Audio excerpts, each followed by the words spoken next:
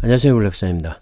자, 미국의 5월 CPI 지수인 이 소비자 물가 지수가 이 모두의 예상을 깨고 지난 4월보다 높게 나오면서 시장은 큰 충격에 빠졌죠. 지난주 금요일 미국 CPI 지수가 발표가 됐는데 지난 3월 8.5%를 기록했고 4월에 8.3%로 떨어지면서 연준의 이 금리 인상으로 인해서 인플레이션이 정점을 찍은 게 아닌가 하는 분석들이 많았습니다. 저 역시도 연준의 빅스텝, 즉 한 번에 0.5%포인트의 이 금리 인상 단행과 더불어서 대차 대조표 축소까지 시작이 되면서 이제 이 물가 상승의 꼭지가 꺾인 게 아닌가 하는 생각을 했었는데요. 자, 이번에 발표된 5월 CPI 지수가 8.6%를 기록하면서 41년 만에 최고치를 경신했습니다. 특히 식품과 에너지 가격을 뺀 이 근원 CPI 지수도 시장의 예상치였던 5.9%를 웃도는 6%로 기록이 되면서 시장은 그야말로 패닉에 빠진 것 같고요. 반등을 노리던 이 미국 증시도 다시 한번 고꾸라지면서 큰 폭으로 하락을 했죠. 하지만 오늘 장까지도 여파는 있을 것 같고요. 한국을 비롯한 이 전 세계 주식 시장도 미국의 영향으로 인해서 큰 폭으로 떨어졌습니다. 자, 이번 CPI 지수는 정말 예상을 못했고요. 물가 상승이 생각보다 강하다는 걸 다시 한번 느꼈고 당분간 시장이 반등하기엔 쉽지가 않아 보입니다. 한 번 더 마음의 준비를 하셔야 할 것 같고요. 아무리 중장기 투자를 한다고 해도 장이 이렇게 좋지 못하면 마음이 편치는 않죠. 하지만 지금 현재 가장 중요한 미국의 인플레이션이 꺾이기 시작해야지만 이 주식시장의 확실한 반등을 모색할 수 있을 것 같고 다시 한번 이 지루한 조정장이 이어질 것으로 보입니다. 참고하시고요. 자, 연준의 빅스텝, 즉 한 번에 0.5%포인트씩 이 금리 인상을 해도 이 물가 상승을 꺾지 못하면서 시장은 자이언트 스텝에 대한 우려감을 나타내고 있는데요. 한 번에 0.75%포인트 인상을 말하는 거죠. 자, 지금보다 더 큰 폭의 금리 인상을 통해서 인플레이션을 잡아야 한다는 이 여론이 나오고 있고 당장 이번 주 빅 이벤트죠. 연준의 FOMC 회의 14, 15일에 걸쳐서 있는데 그동안 시장은 이번 달에도 0.5%포인트 인상을 예상하고 있었죠. 하지만 이번에 발표된 CPI 지수의 충격으로 인해서 이번 FOMC 회의 때 당장 0.75% 인상을 단행해야 한다는 목소리도 나오고 있고 연준이 그럴 수도 있다는 이 불안감에 시장은 더 좋지가 못한 것 같고요. 다시 한번 이 불확실성이 커져가고 있죠. 자, CPI 지수 발표와 이 FOMC 회의에 따른 강력한 2연타를 맞으면서 시장은 더 힘을 쓰지 못하는 모습입니다. 자, 우선 FOMC 회의를 지켜봐야겠죠.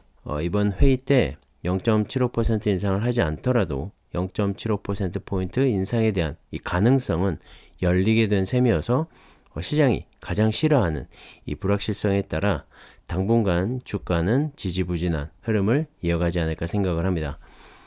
진짜 주식하기 힘든 시기인 것 같고요.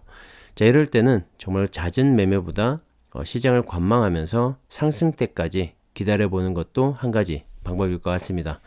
자, 요즘에는 물타기보다 불타기를 해라는 말이 있죠. 그만큼 달리는 말에 올라타라는 말인 것 같고요. 자, 주가가 본격적으로 상승하기 시작할 때 다시 투자를 해라는 말인 것 같습니다. 단기 투자에 어울리는 조언인 것 같고요. 물론 중장기 투자를 하더라도 이 분할 매수를 한다고 하면 바닥이 어딘지 이 불확실한 지금보다는 완전히 바닥을 다지고 상승으로 돌아섰을 때 추매를 하는 것도 뭐 괜찮아 보입니다. 하지만 지금 당장 팔 게 아니라면 저는 이 개인적으로 매달 어느 시점에 꾸준히 분할 매수로 모아가는 것도 괜찮은 것 같고요. 물론 나스닥이나 S&P 500 그리고 필라델피아 반도체 지수와 같은 이 지수 추종 ETF처럼 안전하고 확실한 상승을 기대할 만한 그런 종목에 투자를 해야겠죠. 참고하시면 좋을 것 같고요. 자, 미국의 10년물 국채 금리는 이제 3%에서 자리를 잡는 모습이죠. CPI 지수의 상승에 따른 미 연준의 강력한 금리 인상이 예상이 되면서 다시 한번 상승하기 시작했고요. 얼마 전에 2%를 넘어서면서 시장은 위축되기도 하고 우려감을 많이 나타냈던 것 같은데 어느새 3%에 안착하고 있는 모습입니다. 자, 연준의 자이언트 스텝까지 예상이 되면서 당분간 국채 금리의 상승세도 이어질 것 같고 주식시장의 조정은 불가피해 보입니다. 자, 기대했던 CPI 지수가 높게 나오면서 이제 시장이 기댈 만한 건 많지 않아 보이고, 자, 미국의 대중국 관세 철폐는 빠른 시일 내에 이루어지지 않을까 생각을 합니다. 자, 물가를 잡기 위해서는 무슨 방법이라도 써야겠죠. 특히 이번에 CPI 지수까지 높게 나오면서 중국에 대한 이 관세 철폐 시점은 좀 더 빨라질 것으로 보이고요. 어찌됐든 두 나라 간에 소원했던 이 무역 부분이 해소가 되면 전 세계적인 경기에도 긍정적인 영향을 미칠 수밖에 없고 주식 시장에는 호재가 될 건 분명합니다.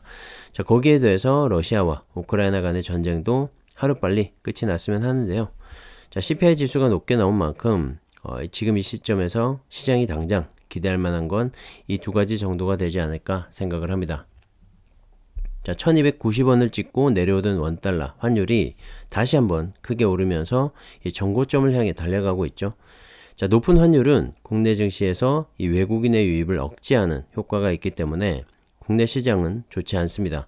자, 원화 강세가 되기 때문에 외국인 입장에서는 국내 주식을 비싸게 사야 되겠죠. 자, 그래서 외국인들이 국내 시장을 떠나고 있는 거고요. 자, 외국인의 비중이 높은 국내 시장이기 때문에 최근에 힘을 좀 더 쓰지 못하고 있는 모습입니다. 정말 요즘엔 월급 빼고 다 오르는 것 같고요. 자, 국내 증시는 더 어려운 것 같습니다. 자, 삼성전자가 신저점이 나오는 오늘 같은 장에서도 오히려 상승으로 마감을 한 종목이 있죠. 자, 역시 가장 강력한 성장성을 보여주는 2차전지 관련주들인데요. 특히 타이거 차이나 전기차 ETF는 최근의 상승세가 정말 무섭습니다.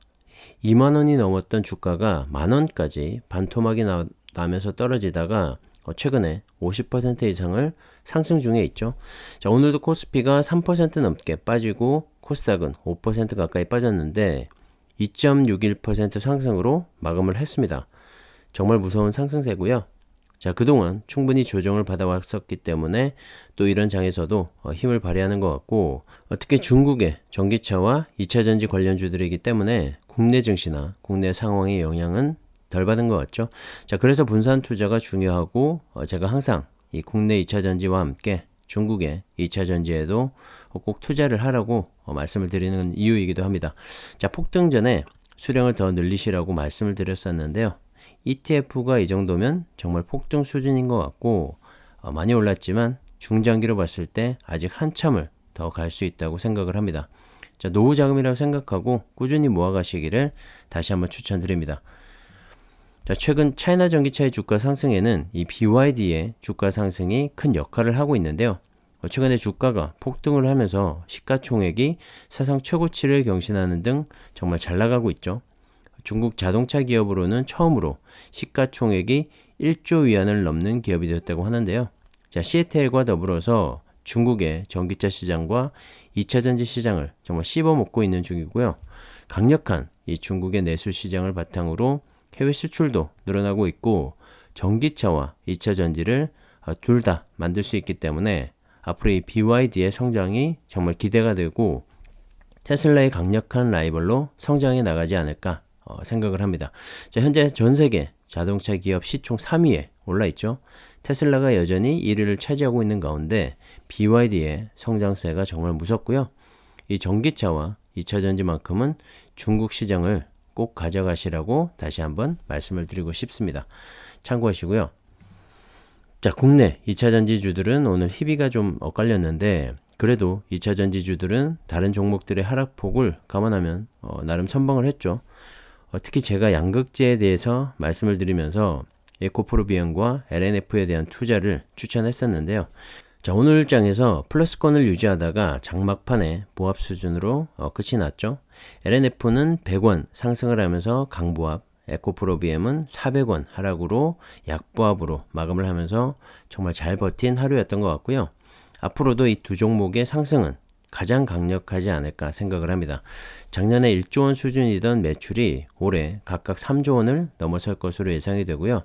무엇보다도 이 배터리의 핵심 중의 핵심인 니켈과 코발트, 알루미늄과 같은 이 양극재를 공급하고 있기 때문에 그 성장성은 더 클 것으로 보입니다. 그리고 국내 배터리 셀 업체들과의 대규모 수조원대죠. 수조원대 수주를 비롯해서 테슬라와의 증납도 예상이 되고 있기 때문에 더욱 눈여겨봐야 할 것 같고요. 자, 오늘 같은 장에서도 이 정도라면 상승 전환 시에는 정말 가장 강하게 올라가겠죠.